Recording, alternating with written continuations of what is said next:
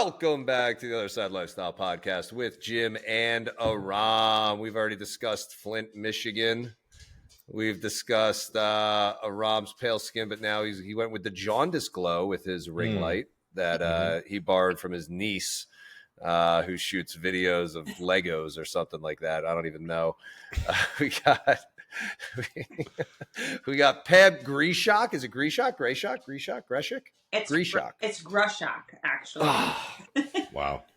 Why would it be pronounced like that? I think you're actually pronouncing it wrong. Yeah, I probably am. You know, this is my married name, so I don't know. They probably just feel bad for me. I pronounced it wrong the whole time I've been married, so they just leave me alone. Just go with it. Can you give us maiden name and social security number, please? Yes. I'll just do that off air though. Yeah. Yeah, that's fine. Yeah. We like to prevent identity theft here. But Pam, I saw you for the first time when you did a podcast with the very average, very unnamed Allergon, who we've had on the show. Yeah. Who hasn't? That guy. He's like all nice and says yes to everyone. Yeah. Even us. Yeah. You know, what's this guy's problem? You know, he's actually the only person when I was on one of his, I was watching one of his lives a few years ago, and he was talking, and he was the only person that I've ever come across, and I've been Greshock for 12 years now, that pronounced my last name correctly. So he was a win in my book. Wow. Only one. That makes me a loss. That's fine. Doesn't matter what he knows about years of amazing work that he's done for industry, but the fact that he got your name right put him on the map. That's it. Yeah. I followed him instantly. Okay. Perfect. Well, we're gonna let him know that was the only value that he's brought to the world is being able to pronounce names right. I told him. So yes, I did a couple podcasts with him. I kind of followed him and known of him since the bodybuilding.com era of forums. So I followed him there, and then I just kind of followed his social media. So yeah, he's a buddy of mine. Let's talk about your rise to stardom, so to speak. You have a bodybuilding background a bit. Yes. Today so, what's that? You said today is what? Today's the day that I get to rise up because I'm on your podcast. So today's this will stardom. If you weren't on the map, this is going to definitely elevate you to that point, because this is where it's true. We lift people up on the wings of eagles here on this show. Yeah. You're going to get at least, I'd say, in the range of 3 to 4, possibly 5 new followers just from being on such a wide broadcast. Every week, everyone matters. Absolutely. Worldwide, syndicated worldwide. We are now, I think, in 40 countries. Wow. Yeah. Yeah. 40 countries. I think that's made up, but we'll go with it. Yeah. Works. Actually, we probably have stats for that. We could probably check how many countries we've actually aired in. I can check that. Yeah, I can. That'd be sick. That'd be actually a great way to promote the podcast, like how many countries we've been listened to. And well, we right off the bat, we got at least a dozen. Yeah. Just from your feet pics in the Middle East and and Australia, stuff like that. That's pretty solid. So, and then all your family that's still in Russia, the communist life. Yeah, they're not allowed to listen to American podcasts. Yeah, but you sent them that decoder ring that they're allowed to listen to things that. Yeah, the hacked Amazon Cube. So let's get back down to business here. So Pam has done what I think a lot of women have done. She's played the dieting game, and she actually did it very well and professionally. So I want to talk about when you were first dieting as a, let's say, lay person. How did that differ from dieting as a competitor? Because I think that's an important distinction to make, and I want you to discuss that journey of yours. Okay, so I'll take you from the beginning as short as possible. So when I was in the 3rd grade, I pushed my dog down the stairs. Or I pushed my brother down and blamed it on the dog. So when I was very young, I grew up in Flint, Michigan, and there's not a lot of options then of crowds of people to hang out with. So I found the gym, and it basically kept me out of trouble. I joined the gym when I was 13, maybe 14, while everybody else was doing other things. And Like drinking Red Dog? like Mad Dog. Mad Dog. Yeah. Yeah, that kind of stuff. And So honestly, basically, Eminem became a rapper, and you became a lifter. yeah, basically. Yeah. Mm-hmm. Yeah. Yep. So I joined the gym, and that kind of became my outlet, and it honestly became my saving grace, because it really kept me out of trouble. So I would go to the gym, and I started picking up, like, the muscle mags and all the things at a young age, and I would. About 18 years old, I started considering bodybuilding.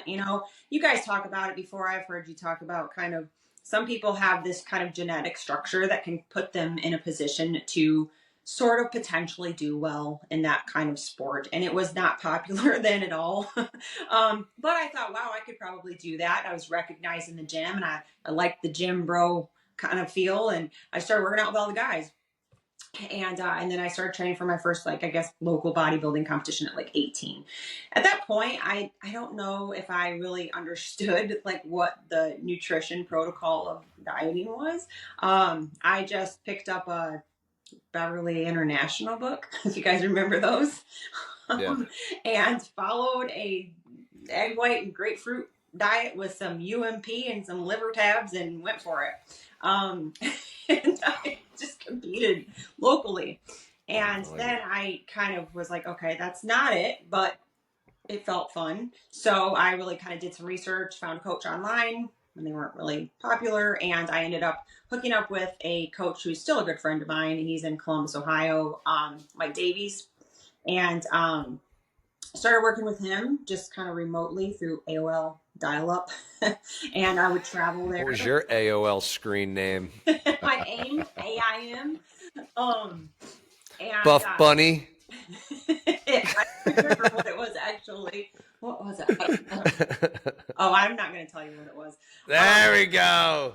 I like actually, it. That's all we need to know. It was Pinterest. Pinterest. Wow. I think this is the most vulnerable anyone's ever been on our show. Wait, like PIMP. Rob, stop deep throating the mic. You're like you said a female pimp. Like you said Pinterest. Okay, I just we're on the same page. Yeah. So anyway, Wow. I said, actually, I found somebody in a magazine. And it was Jenny Hendershot. I don't know if you guys know who that is. She was a big time fitness girl. And I looked at her on the cover of Oxygen, and I said, I want to look like that. And this is when like bodybuilding and fitness was on ESPN. Do you guys remember when fitness was on ESPN? I don't think I've ever watched ESPN in my life. Okay, so it was on ESPN, and I remember watching. I saw Jenny Hendershot on the cover of a magazine. I said, I want to look like her. She had this like fitness girls camp thing. But then I somehow researched through all of the magazines who her coach was, because I thought, I want to look like her, but I want her coach. And that was Mike Davies. It just happened to be Mike Davies. I messaged him and I said, hey, I found one of your clients. She has a camp. I like the way she looks. I would be interested in doing what she does. Should I go to her or should I go to you? And he always laughs about this story to this day. And he said, do you want to go to the student or the teacher? One sentence. And I said, you're my guy. So then I went to him and we became best buds. So I worked really hard, and I realized bodybuilding was not for me because I wasn't interested in kind of doing some of the extra stuff that I would have to do to be competitive, and I wanted to be competitive. And I entered figure. It was the second year it was around, and that's kind of where I landed. And I dieted for a long time, and I don't know, maybe, I didn't even count the shows, maybe 17 shows, something like that.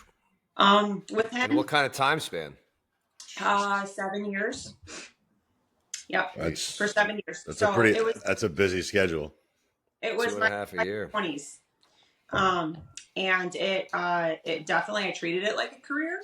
I never got professional status, but I never felt less than a professional. I trained with professionals. I just climbed the ranks and played the national game, and did the circuits, all over the place, and just I just loved the sport, to be honest, at the time. What was it about bodybuilding that was so appealing to you? I guess again, like at the time for me, it was my healthy outlet. I didn't grow up well. I didn't have a good kind of home environment or a kind of neighborhood, I guess. And I didn't have a lot of really positive kind of influence. And I felt like bodybuilding gave me structure that I never had in my life. It gave me something to strive for. It taught me delayed gratification. It taught me discipline. All of these things that I think are positive about bodybuilding, I was just drawn to. Yeah. And community too. If everything was kind of rough at home, I mean, that's like this community that you could really jump into. It was positive. And again, when you realize what you can do with your body, it's really fun, especially in your 20s, because you're so like resilient. Things are changing so quickly, and you eat a little bit of protein and you gain some biceps. Like, it was just a lot of fun. It's funny. I played sports in high school to get out of gym class. That's the only reason I played sports. I didn't really like playing sports. I never really had an interest in playing sports, but I just didn't want to take gym. And all along, I just liked to work out, so I should have just took gym. But so I just love bodybuilding. And again, the community it took me places that I never would have gone out in Flint, Michigan. Growing up in a very low income area, and I didn't have a lot of opportunities, and the people around me never saw outside of this very small confined box. And bodybuilding for me got me to be able to see the world and meet people from all over the world. Amazing people, motivating people, inspiring people. And it really wholeheartedly shaped my career. And, even then and now and so forth. So that's why I loved it. And to this day, I have been removed from the sport competing for a long time. But I'm a judge. I'm a local NPC judge, and I still love it. I love to support the athletes and, be a source of education, especially for the girls. My favorite part is kind of messaging them back when they ask for the judge's feedback. And I'm always the coach or the judge to say, hey, first of all, you're beautiful. You have all these things going, and I'll check their social media or something. Now that's a component. And I'll say, you have like 200,000 followers. Like, don't worry if you got second place at this local show, don't put your whole life in this kind of thing. So I like to give that kind of positive feedback. So that's what bodybuilding did for me. And to answer your question about dieting, you still want me to answer that? Yeah, well, I think it's important because you essentially, as a bodybuilder, you're competitively dieting. That's what it is. Oh, yeah. It's lifting for the purpose of trying to sculpt your body in a certain shape, and it's being a professional seasonal dieter and to get to the physique that you want. I think the problem that I see with people that are lay folks who just diet arbitrarily for an aesthetic purpose is they don't really have an idea of how to do it properly. They don't have an exit strategy. There's no real plan. It's very haphazard. Whereas, like, if you're a bodybuilder, you're like, cool, I have a show date. This is how I look now. This is how I need to look in 16 weeks. Time is ticking, and this is why I want to do it the way I want to do it. So I just want you to kind of walk us through and walk our audience through the differences in those two protocols. Yeah. So going, I guess, and again, I kind of have a different story because I spent my almost entire 20s dieting. And so it went from me kind of following a magazine nutrition plan to going to a coach, to where I was probably the ideal client. I'm probably one of your clients that you post that's just like killing it. Like, I didn't have to check in with my coach every day. He knew I was doing what I needed to do, because I might have not been the most pretty or the best shape or the best whatever, but I could always out diet somebody because I was going to stick to my protocol. And so for that, the nutrition for bodybuilding, of course, you kind of have this, 4 week, 8 week, maybe whatever you're doing, however far out you're from that competition based on you and your coach, was very regimented. And, of course we have those check-ins, but then, like you said, kind of that is very strict, where I was measuring every little thing and I was eating on the clock, and I had, supplements that I took, of course, whatever, fish oil and all the things, but it was so regimen. And my body was just a well-oiled machine. It knew when it was doing cardio. I knew when I was going to sleep. my husband jokes all the time and tells my kids stories because we've been together through that stage too. We dated for 10 years and got married, and we're, still together. And so he went through me with all that, but I would make sure that I had lights out, 7 o'clock, room dark in these shades. I would take like a sleeping pill at 6 p.m. so I could get to bed and wake up at 3:30 to do my cardio before I opened the gym. And I would make him come home from work and eat dinner in the dark so he didn't disturb me. Like, that's how serious I was. You found the one guy that wouldn't leave that situation. Yeah. So bless his heart. That's awesome. He deserves an award. Yeah. However, it was so regimen. And coming out of that, I probably have a different story. So is that your question? Like, how are you regimen? What's the difference between how I eat now and how I ate then? Well, you and I, your perspective on the process of it. Yeah, and then you and I have talked that you're working with. You and I have talked offline often about dieting and dieting for our clients and what that's looked like. And now that you serve this community and now that you're doing this professionally, what types of things are you seeing, and why are people having the problems that they're having? They don't go to bed at 7. What's that? They don't go to bed at 7. And that's what it boils down to. They got to go to bed. Sleep is the secret sauce. Right. I mean, that is the ultimate life hack, is sleep. Yeah. Is proper rest. But I was very regimented. So again, that was very different to now. I think what I see, so coming out of all of that, I didn't really have an exit plan from bodybuilding. I was injured and I got thrown from the sport unexpectedly. I didn't really have a life plan outside of that. I thought I was going pro. And after that, I didn't really know what I was going to do, but that was my goal, like right ahead of me. I never made that. So, I really kind of had to go through this stage of, I put on probably 40 pounds, after I got done competing, an unwanted 40 pounds. It wasn't pretty 40 pounds. And I say, jokingly, we joked before this, but I was very blessed to have to go through that. I went through a lot of really dark times during that, and it really helped me to understand my clients today. And when I got back to I was injured, I had all these hormonal issues, and not saying that hormones are everything, because that is a whole nother message that I don't get behind on social media. But there was a lot of, I didn't have a menstrual cycle for 8 years during competing. 8 years. Now, that is not my coach's fault, because he said, you got to get your shit together. Yeah. It's like, you got to get it together. I didn't get my stuff together because I wanted to be lean at all costs all the time. And I paid the price for that.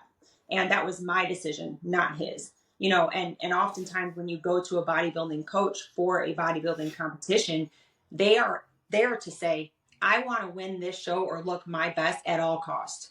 Not at the healthiest way, but I want to get there. And if you don't give them that, they're going to go somewhere else. They're not going to hear you. So my coach did the best that he could, and he gave me the protocols to gain weight. I never did. But anyway, so coming off of that, I kind of had to do some repair, and that repair had to do with gaining all of that weight, and that weight and me having to learn to do things differently gave me this big insight to be able to help the women mostly that I get to help today, because I had to go through this kind of this hormonal thing and repair. And then I had kids and I had surgeries, and then I lost this weight, but in a different way. So I mostly had to come at it from an aspect of, I can't go to the gym. I'm way too injured. My body's not functioning the way that it used to. I can't do any of the things that I used to be able to do at the time. So I did work out from home and diet differently. And what that meant for me was relearning what food was, because I was so regimented as a bodybuilder that I just ate my protein and I ate my carbs and I ate chicken and rice, and I didn't care what it tastes like. Did it feel weird to discover non-rice carbs? Was that an interesting process? It was a very mental process for me, because a lot of competitors off season would, they would gain weight and they would eat, whatever. I just never ate whatever.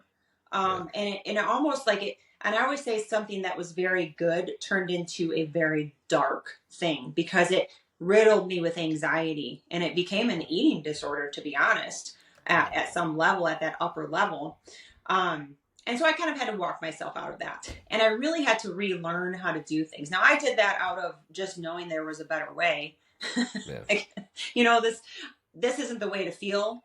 At the time I was just 30, and I'm like, I can't live like this for the rest of my life. Like, I can't fear food, and I can't hurt all the time. And so I kind of had to relearn. So I just kind of backtracked a little bit, started to relearn nutrition. Like you said, learn that rice is okay, number one.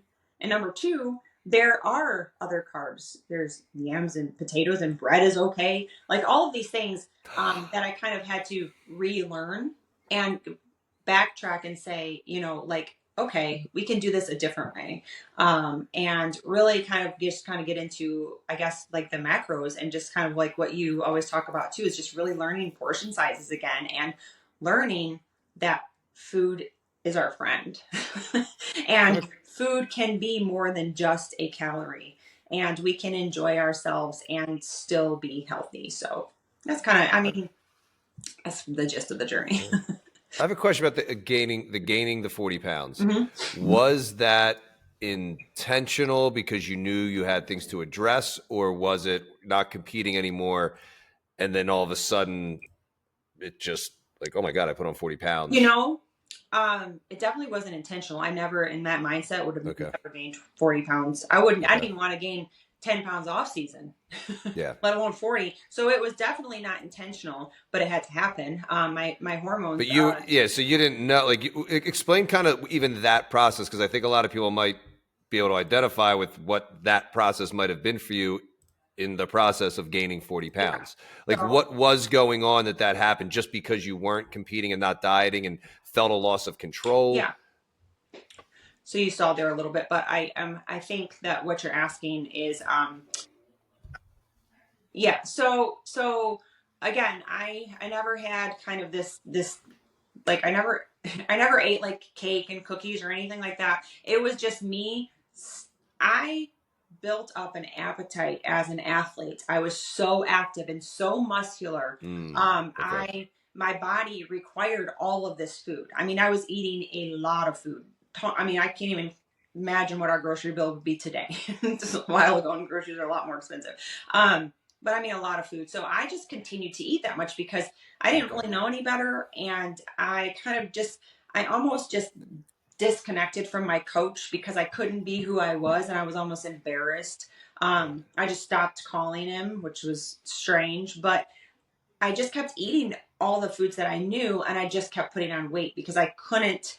You weren't training the same. Yeah, I couldn't work. So I just gained all the weight by eating almost the same nutrition. And that got very depressing in its own, because you're like, what is happening? Like, my body, my metabolism, my hunger cues they're primed to eat this food at these times, and I'm eating it, and I'm just putting on weight. So that actually taught me a lesson in itself. Obviously, we all know is kind of a caloric deficit equals weight loss. And, and when you're in the midst of bodybuilding and you literally grew up that way, you don't think about it because you're just eating your protein, you're eating the things, and you're just, you're reshaping your body. But it kind of made me kind of sit back and think, well, gosh, I guess I am at a caloric surplus at this point because I'm not putting the output that I need to put. So I put on that weight, and that alone was depressing too, from a seasoned competitor. Why do you think that didn't hit you earlier? In the why did 20 pounds? What was the thing that happened where you're like, oh my God, I can't keep doing this? And I think it became that almost that vicious cycle of not really knowing what to do, not knowing who I was without this meal plan in front of me. And that's all that I knew. And if you think about when our brain stops developing, like I don't know, 25. I mean, I spent my entire time developing as a bodybuilder almost. And that mindset was really hard to change. So I wanted to follow what was on there. And it was healthy food. It's, salmon and all the things that I was supposed to be eating, but it was just too much. And so you get to the point, and then, I couldn't walk very well, and I couldn't move. I had all these injuries and surgeries. I had 9 surgeries. And, during that time, and it's just like, you're just like, stick to the one thing that the one familiar thing, and it's that meal plan. That's all I had left. Man, I just kept sticking to it. It's like, yeah, like 20 pounds. And then I'm just like, forget this. I threw the scale away because I was mad at it. So I think at that point, maybe that was the 20 pounds. And I thought, this is controlling me. I think that was step one for me to start to realize like something's not right up here. Like we throw the scale away. And so I think that the 20 pounds and then just kept kind of going on. And then it's just like this cycle. It's like you just almost just fall into it, almost like a depression, I guess. Yeah. I have a few comments I have, and then probably will lead into some questions. But I want the women that are listening to this to really because they're going to obviously see your Instagram page after this. They're going to see that you're, how old are you now? 42. Okay, so 42-year-old woman approaching midlife, approaching menopause, and she looks amazing. I'm in the middle of perimenopause. Like, so and the point I'm trying to make here is a lot of women are going to look at you and then be like, oh, okay, cool. Like, this is what's possible. Mm-hmm. I don't want to discount that it's not possible, but you had a 25-year head start or a 20-year head start, right? Like you started this shit at 18 years old, 17 years old. Like it's no different than the story I have. It's no different than a lot of people who had this lifestyle essentially their whole life. We don't know any different. I don't know how to not go to the gym. I don't know how to spend my time idle. I don't know how to not prepare my own food. Like that's just how I was raised. That's how I grew up. It's what I adopted into my 30s and 40s.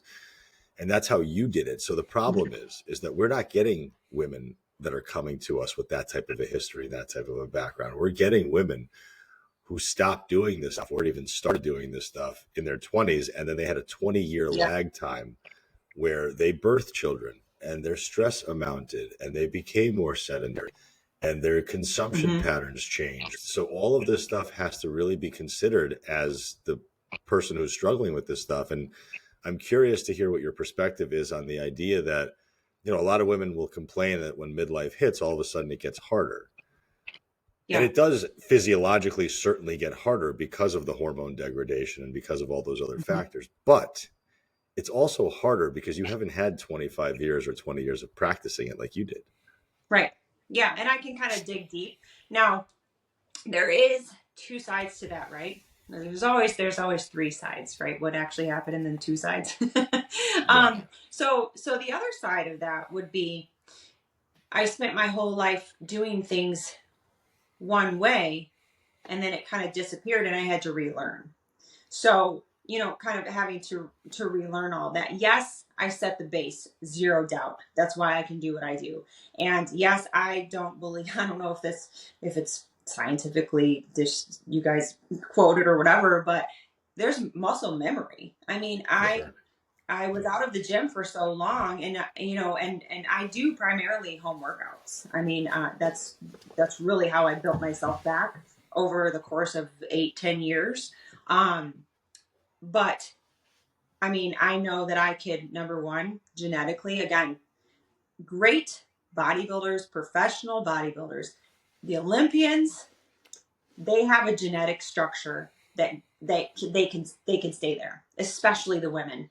The women that stay lean and can maintain their menstrual cycles, those are the ones that are your walking healthy Olympian champions as a competitive bodybuilder. So there is a genetic component too. I know I build muscle a little easy, but I will say that those lessons that, you know, somebody can look at me and say, oh yeah, she used to do that and then she came back. It's not as hard for her because she can dig deep. And I know that you, probably all three of us kind of have that understanding that we like to do those kinds of things. But also it's a little harder to relearn how to do those things too. So I will say that, and that's kind of our gift, right? That we get to give to people. we get to push them to say, you know what, you deserve to feel well. I remember what it felt like to feel well. And that's what pushed me past those few years that were really, really, really hard because I don't settle for not feeling well and you shouldn't either. I think people forget what it feels like to feel well. And that's why so many people give up. But, you know, relearning how to do things was almost equally as hard because I had to isolate myself from every familiarity that I had in nutrition and exercise. Everything that I knew to do would not work anymore because number one, I didn't have that lifestyle anymore. I had kids. I had, I'm a wife at this point. I have different obligations in my life. And number two, my body would not respond the way that I wanted it to. And I say that to my women to this day, because many of them, thankfully, I feel blessed to have them outperforming me in exercises. And that's always a coach's glory, right? They're going to do better than you. And they can outlift me. They can, out jump me. Like, I can't do a lot of jumps. I've had hip surgery, So I say, I know that certain modalities of exercise would serve me well for the body composition that I want, but I can't do it. So I had to do something else. So there's that whole component of it too, that I had to relearn everything and do things a little bit differently, and not backtrack and go back into that old mindset that I was, because I don't live that life anymore. So does that make sense? So it is like it's like the same as somebody who never had that. It's a whole new learning. Yeah. They don't want to go back. Yeah. So that makes sense. Yeah. I mean, it's just, I don't think it's different than any like other like professional athlete, I guess, that kind of had to find something different to do and make up their mind that if they can't play professional football anymore, then they're going to take up golf or swim, or they're going to be happy doing something different that keeps them active. That's the hard part. I think a lot of times when people's identity is rooted into their physique, or it's rooted into a sport or into athletics, when you lose that ability, you start to lose a piece of yourself. And I think a lot of the women that come to us are struggling with this identity issue in their 40s and 50s, because maybe now their kids are a little bit older. Maybe their kids are starting to leave the house. And now they do have, they're kind of coming up for air for the first time in 15 years after being a full-time mom. Now they don't have to really parent as much. And it's like, oh, I get to breathe now, but I'm breathing at this really uncomfortable size. I've gotten to this place that I'm not really happy with. And then there's this like almost this hyper focus on their aesthetic, which sucks, because here's the hard truth. And I don't, it sucks saying this as a guy, especially, and it sucks saying it out loud, period. But let's be honest.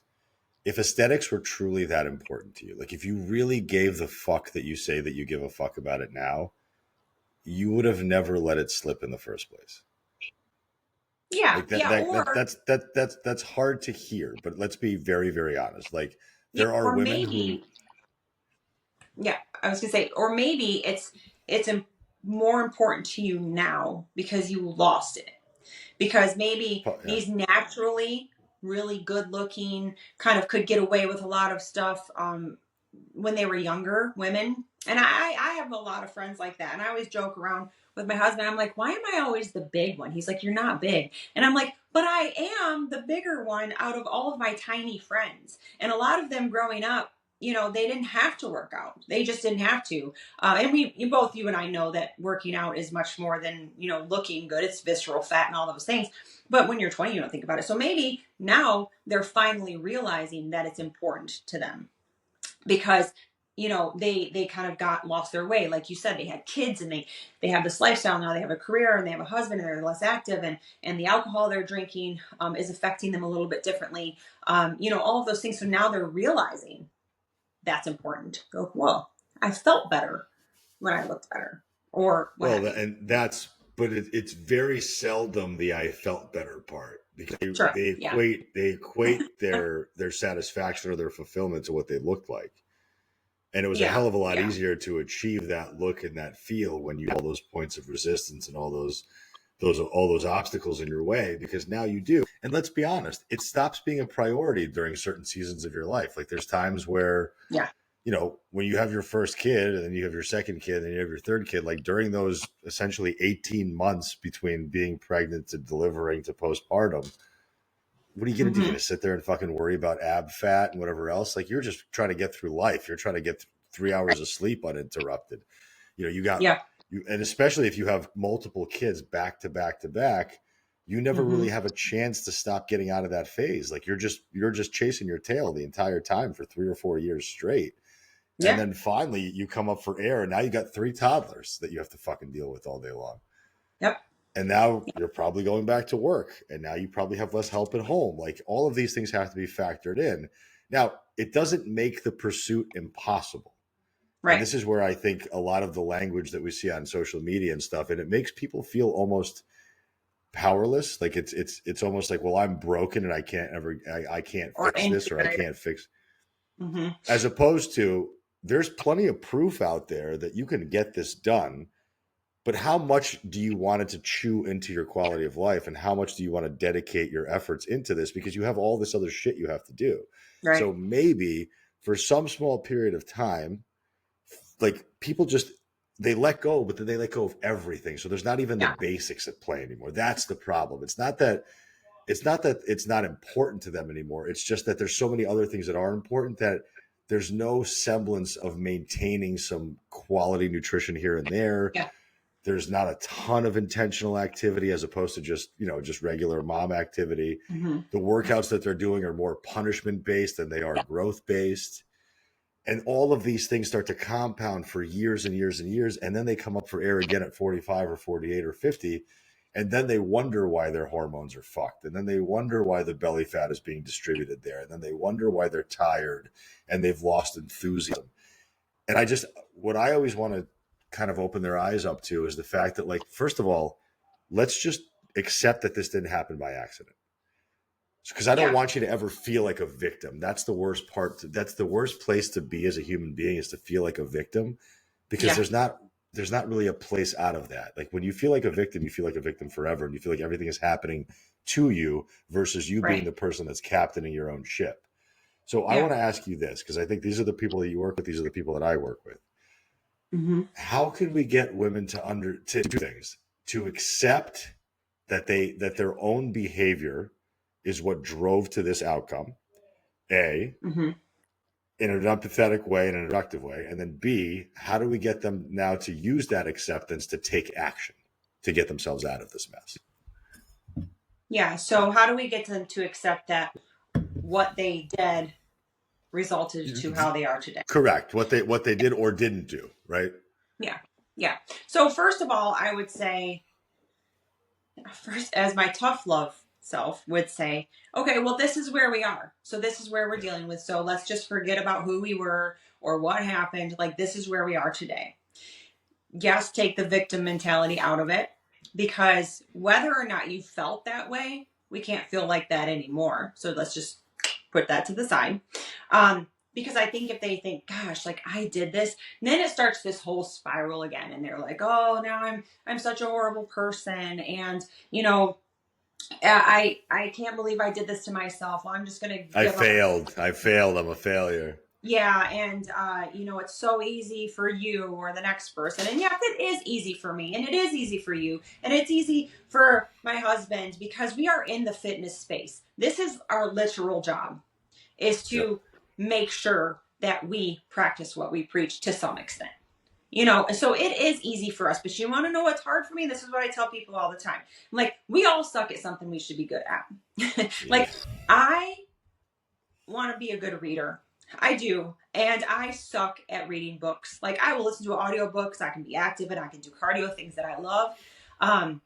But I don't do the books well. And I really want to. I have little kids. They need to see me reading. Like, they work out because they see me work out. Like, so I always just explain. I always just tell people, like, I suck at organizing my house. Like, those are things that I suck at that I should be really good at. So if you suck at the nutrition portion, that's okay, because you're probably really good at a lot of other things. You're not supposed to be good at everything. So give yourself some grace, brush yourself off, and let's just move forward. That's number one. Like, if you think you did that to yourself, it wasn't intentional. You're not like, oh, I'm going to gain a bunch of body fat today. Like, it just doesn't happen like that.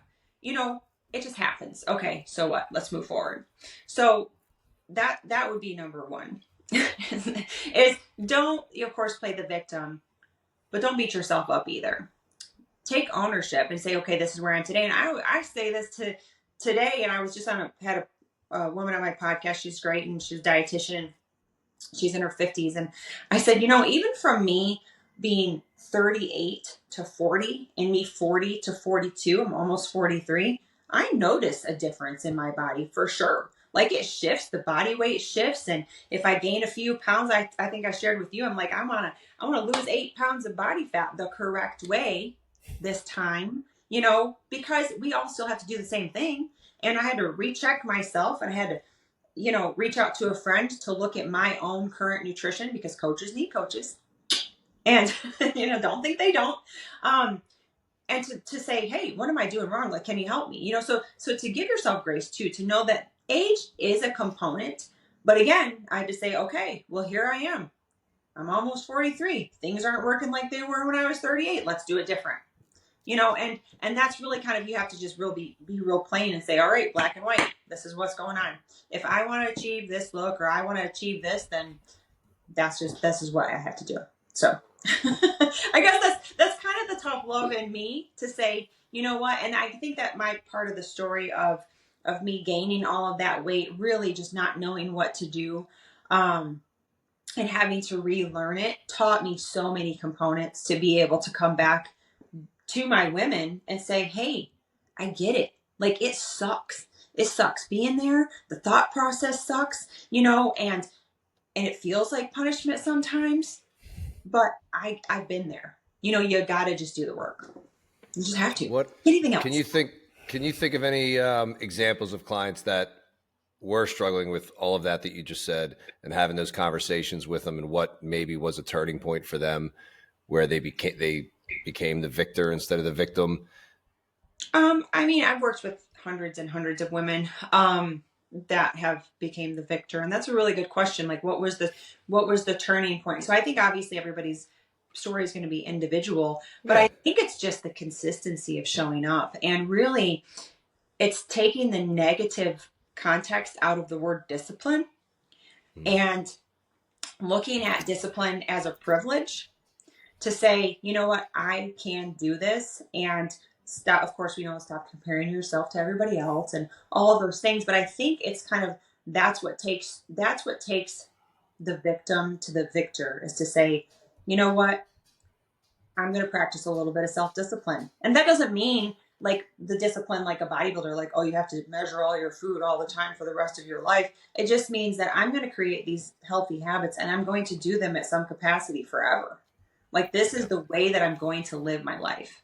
And I think that's where the victor happens. And it's different for every person, and it's different for every woman. And a lot of times they'll have all of these victories, like, in the very beginning, and they'll have these massive weight losses, and they're super motivated. And then they plateau, because we all plateau at some point, whether it's early on or later on. And then that's that point where they have to say, all right, we keep going and not give up. So that's kind of, I think that point would be where they become the victor, is when they can keep going despite not the changes that they were hoping to see at that very moment.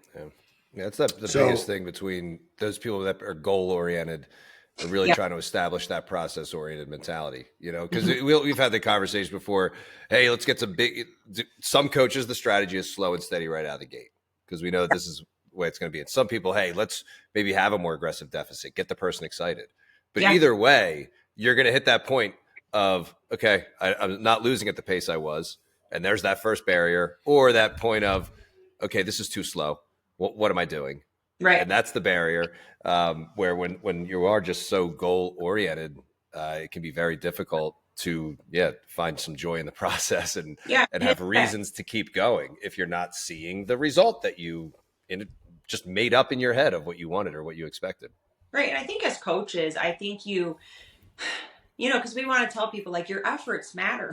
Like, even though you're not seeing them, like, your efforts matter. Like, you are shifting around, getting rid of visceral fat. Maybe that's what's happening first. Like, but you can't see that. So, people come to you because they want to lose weight. They come to you because they want to lose fat.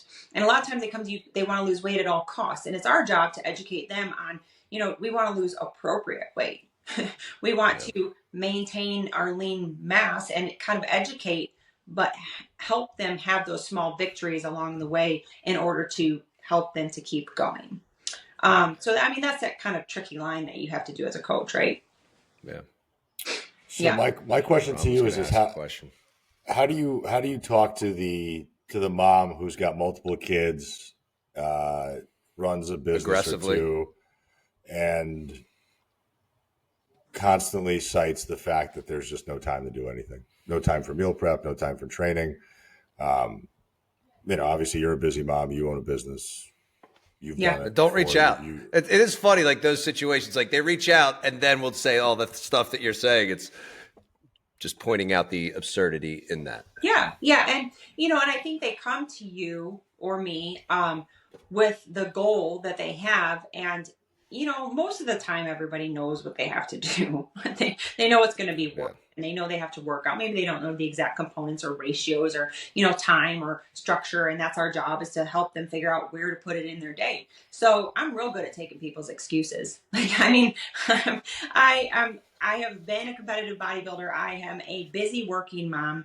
I lost, 40 some pounds. I was pregnant and or nursing for 9 years straight. I nursed both my kids until they were 4. Cause I'm extreme. I do the things and that's just my personality. So I understand, again, that's how I am, but I'm really good at kind of taking away excuses. And I'll say, okay, well, let's take a look at your life. Okay. Let's take a look at some of the things that are time sucks for you and where you can fit this in, because maybe you're coming to me and you want to work out for 30 minutes a day, 5 days a week or 4 days a week. And then you suddenly realize that 30-minute time frame isn't good for you because you feel stressed. You're rushing out the door. You don't like the way that feels because it's affecting you at work and you're just a big stress ball. You forgot to take a shower or bring your meals or whatever. So then we have to take a look and we have to say, okay, well, fine. We're going to split that 30 minutes up. It's not ideal, but we can do 10 minutes and 10 minutes and we can take a walk with our kids and, that kind of thing. So when they tell me they don't have time, I'm going to look at their day and I'm going to find them time, and I'm going to find something that's wasting their time that they can be doing something else that's productive. And I know that sounds so cliche, but it's true, because we all have something that's mentally up there cluttering our brain, and we can make time for things that are important to us. And sometimes it's a short time that you just have to say, okay, well, I'm unbalanced at this point. Because we all want balance, but we have to be for real and say, okay, if I want to lose 100 pounds or 50 pounds, something is going to be off balance, because I need to put myself as a priority for significant time. For some time. I'm talking a year, maybe 6 months. Yep. You have to be off balance, and maybe you'll find a new balance, but you have to understand, one, you deserve to feel well. Feeling well is for you, not just for somebody else. It's going to look different for you, and you will be off balance. You'll feel off balance because 9 times out of 10, this is new to you, or it's new to you again. Yeah. I talked about that before. Like, everybody says they want to have balance, but go try walking on a tightrope and let me know how easy that is. Yeah. Like, you've been laying on the ground eating donuts and you just want to have balance. Well, it's going to take a lot of work to find balance. Just that simple reframe sometimes I think people need. Yeah. And any champion of any sort, whether, it's a career or whatever, there's not balance, in order to achieve that ultimate high goal. Now, when you get there, you're going to find that kind of that 10%, 20% leeway, and you can start to maybe trinkle in balance. That feels good for you, but that's going to look different for me. But I think that's one of the big take homes is like, it's not going to be balanced for a little bit. And you have to just take the time to put yourself as a priority, because all of us here believe that if you don't have your health, you have nothing at all. I didn't have my health when I got out of bodybuilding. So it really made me appreciate my health when I had to do things a different way. And to understand, like, I don't have to feel crappy to feel good, or I don't have to feel tired to look good, that kind of thing. So I would take them and I would eliminate their excuses. I'm also a director at a cardiac rehab. So I actually it's an intensive cardiac rehab. So we have to teach nutrition and all these things to heart patients. And I do the same thing with them. They're 60, 70, 80 years old. They just had a heart event and they have to find time for their health. And I'm like, forget everything else in your life. Like, this is your priority. This is your balance. This is your focus. I will find time for you. As you're saying that, I'm thinking about just people. I think they spend so many years not learning new skills in any area. Yeah. And not recognizing the excitement in learning a new skill, or just having that curiosity of learning a new skill. I'm sure when you have your 70 or 80-year-old people, some of them are probably like, who cares? I'm going to die soon anyway. And other people are probably excited about the challenge. They are. So they are. so even that type of reframe for people to think like, hey, instead of let's worry about the goals, we're learning something new. This is good for your brain. This is good for your body to learn something new. That's a great point. The girl that I just had on, she talks a lot. She's a dietitian. She talks a lot about brain health, and she just mentioned that about how like we're still learning so much about the brain and how it's so healthy to learn new things. So that's a great point to bring up. I'm going to use that. You're welcome. No problem. Yeah. Yeah, but you see that with people when they retire, then they start to decline mentally because they're not working and in that environment.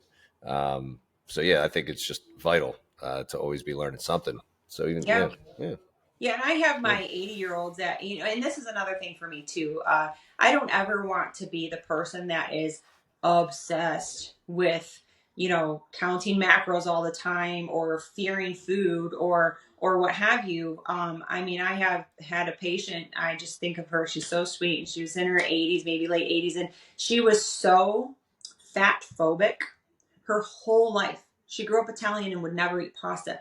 To the very last day of her graduation, I could barely get her to eat 500 calories a day because her whole life she was consumed with that. And that's the opposite end that I don't want people to be at or myself to be at.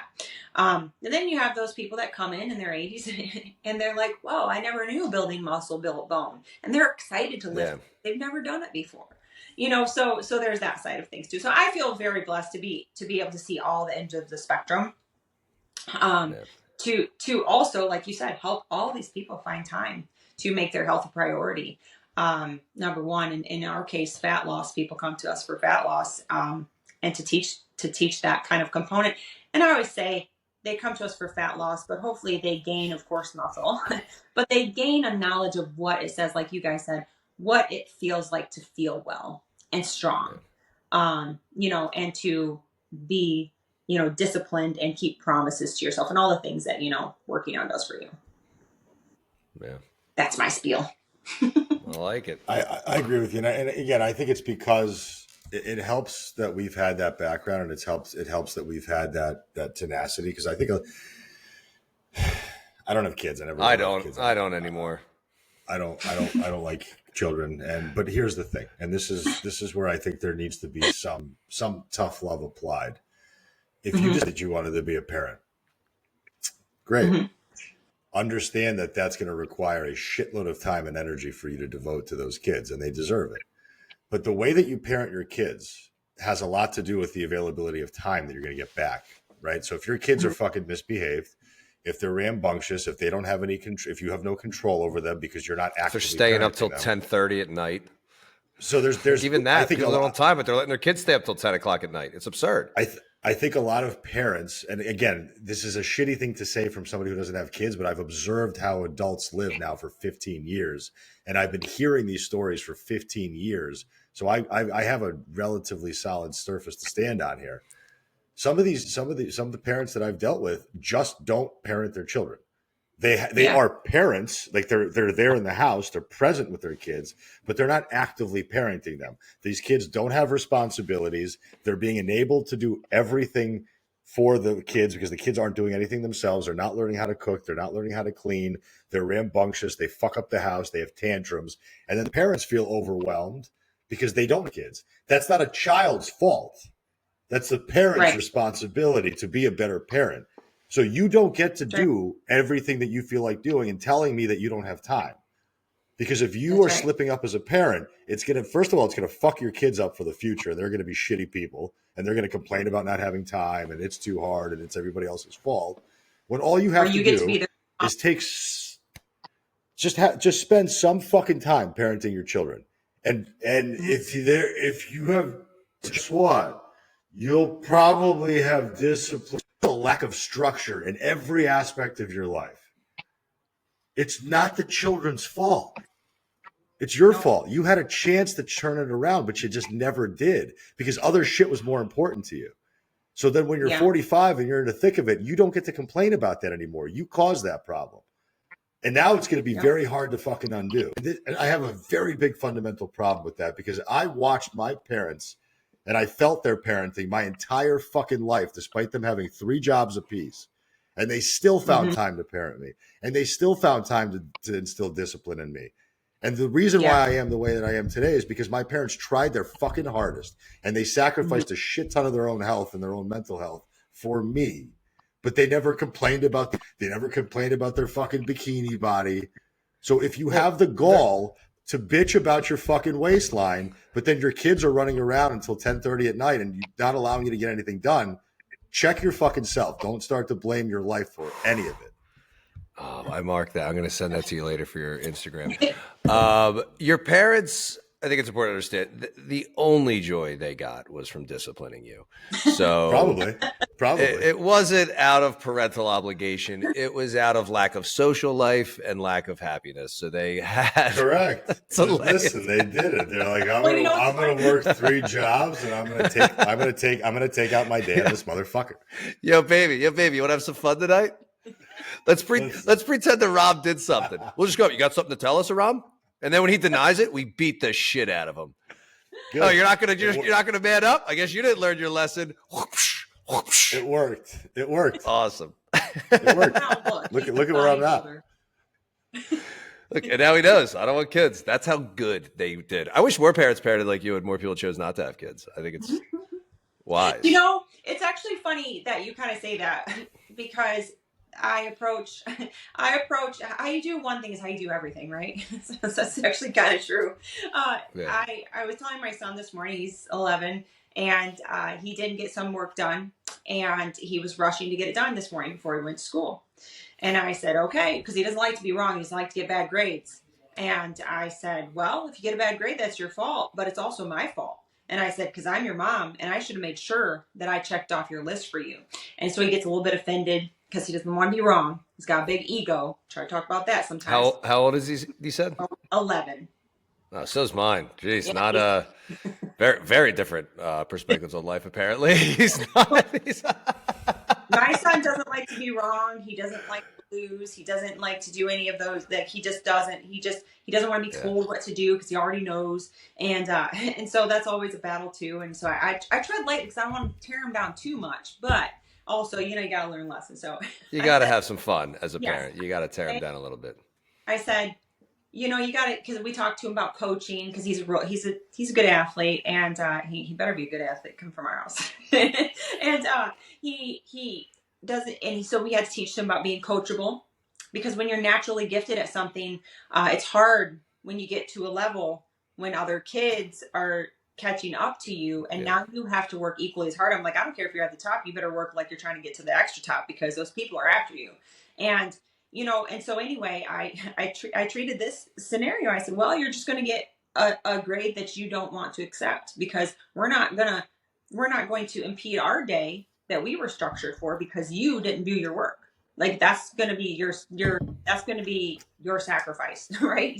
You're going to go to school and you're going to be embarrassed because you don't do as academically well as your friends because you didn't do your work. However, I fucking love it. God, I love it so much. I love it so much. As a mom, I said, listen, because he started to be like, well, I said, we got to make sure we have a checklist. I'm going to help you. I'm going to help you through this because you're getting to have more homework and, all the things. And if you want this stuff anyway, I said, we're going to have a checklist. We're going to do it this way. And so he starts to get a little offended. And I said, well, listen, I'm just coaching you. I said, think of your mom as your coach. I said, you're coached for your sports. I'm coaching you through life. And so I treat everything that way. And I say, all right, I'm just coaching you through this. I said, I have coaches too. Like, don't get offended.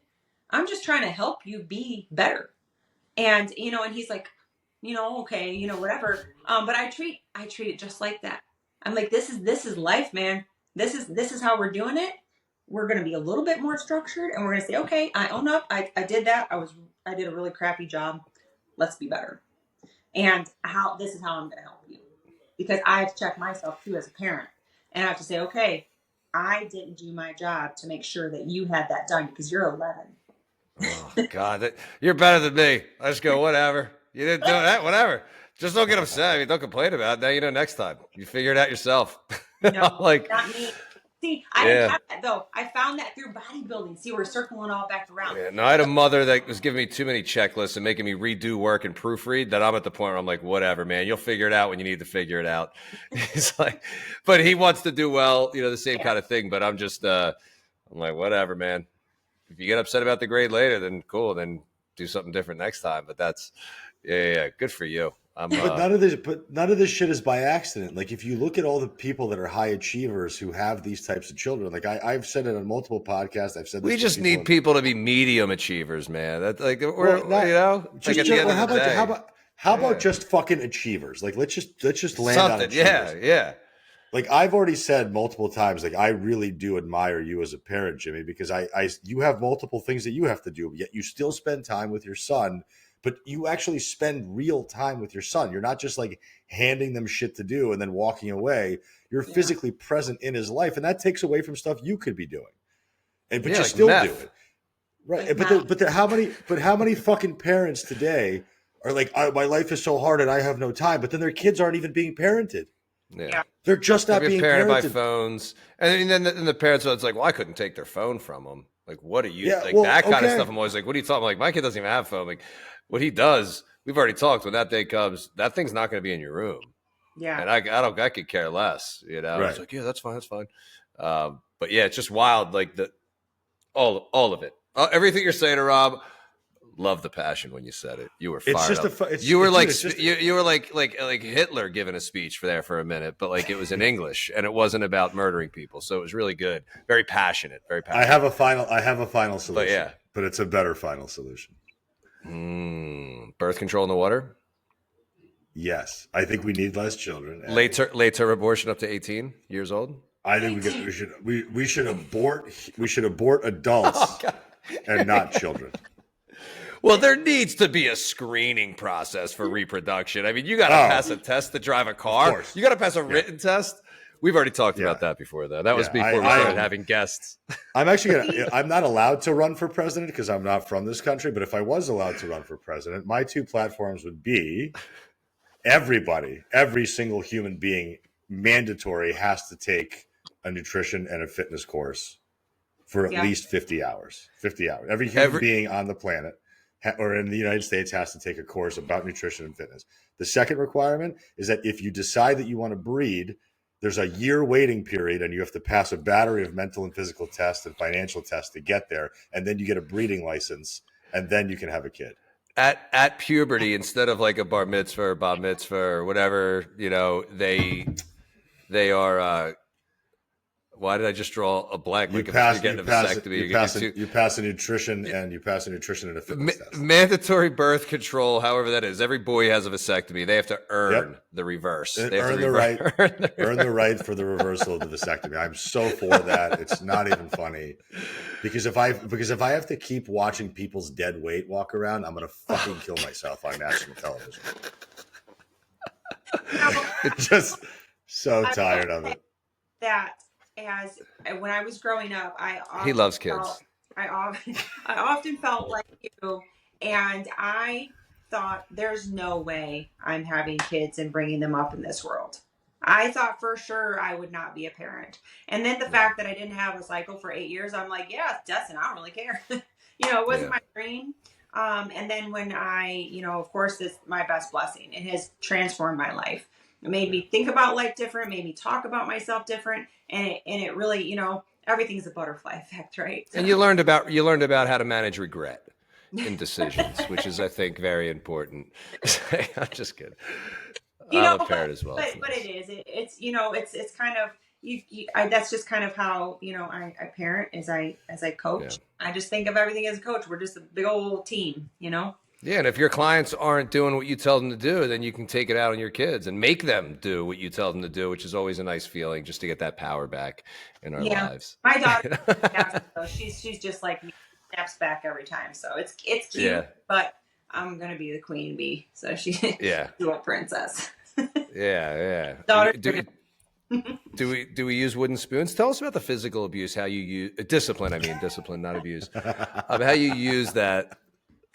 I don't have I'm just kidding. Perfect angels. Yeah, there's only like one time I laid it down. I laid it down on Hendrix, but I gave him a heads up. Good. Now he knows. Good. I've never had to do it since. But I mean, I grew up new set of wooden spoons every year for my mother. I mean, After you struck your son, did you say, "What, bitch"? I said, "Suck it," and then I said, "John Cena," and then I walked out. And I mooned him, and then I slammed the door shut. If you don't shame your child every once in a while, I don't know that you're doing a good job as a parent. Yeah, absolutely. I like the body. Just a tiny little bit of shame goes such a long way. Just a drop of shame every once in a while, a little bit of guilt. And I think you have to be torn down a little bit. So just start the Marine training early, because if not, then you're gonna have to go to the real Marines, and then your ass is getting shot at. Yeah. I mean, it's hard to build something up that hasn't been torn down. Agreed. And I like building people up, so I have to go through the necessary evil of tearing them down. the tear down strategy. Yeah. And if you build narcissism or something like that. Yeah. It's a great tool. It's a wonderful tool. It's one of my favorite tools. The good thing is, if you build them up the right way, they forget that you were the one that tore them down. So it's really they thank you for it. They thank you for it later. Yeah. Their memory is that they tore themselves down. It's like Stockholm syndrome. Yes. It's like, thank you for capturing me, and thank you for holding me against my will. I appreciate it. You were so kind during the whole process. Pam, give us your final message to women in midlife who are feeling hopeless, who are feeling broken, who are feeling stuck. What are you going to tell them right now that's going to fire them up for the weekend and get them the fuck out of their own way? You are not broken. You deserve to feel well. It is not just for everybody else. And it takes a little bit of discipline. That's it. You have to do it at some capacity for the rest of your life, forever. It is not a one time. It is not 6 weeks. It's not 8 weeks. You need to develop the habit. You just got to get to it. And I promise you, you deserve to feel well, because so many women just feel lousy about themselves, and it's for everybody else. No, like, you deserve to feel well. You can be hot, and you can be a mom, and you can be a wife, and you can be all of these things, and you can look and feel amazing. And there's nothing wrong. Let me say this. There's nothing wrong with the vanity component of working out, because we all want to look good, and that is okay. Like, allow yourself permission to feel well, and allow yourself permission to want to look good, because there's nothing wrong with it. Because we just tear ourselves down so much, and then you sit back and judge. Like, you deserve to feel well, and you deserve to look good. That's it. I love it. So give her a last question. Pam, have you ever listened to an entire episode of Other Side Lifestyle Podcast? Yeah. All right, so you know what our final question is? No, I don't know what your final question is. Oh, we just caught her out. No, she doesn't know. All right, are you ready? I listened to the one where you had the girl on that was like, she had like her Instagram. She was older. She was like postmenopausal, and she started this Instagram. She did like this really lean cut diet, and then she is it over 70? Huh? Maybe. I don't remember. She was then she realized that dieting as a physique competitor was the kind of like almost this distorted image. And might have been Karen Jackson. It was Karen. Yeah, she was a teacher. Yeah, she was a teacher and a principal. Yeah, she's awesome. Mm-hmm. Well, since you don't know, this is the question we use to judge and compare to every other guest. Bye-bye.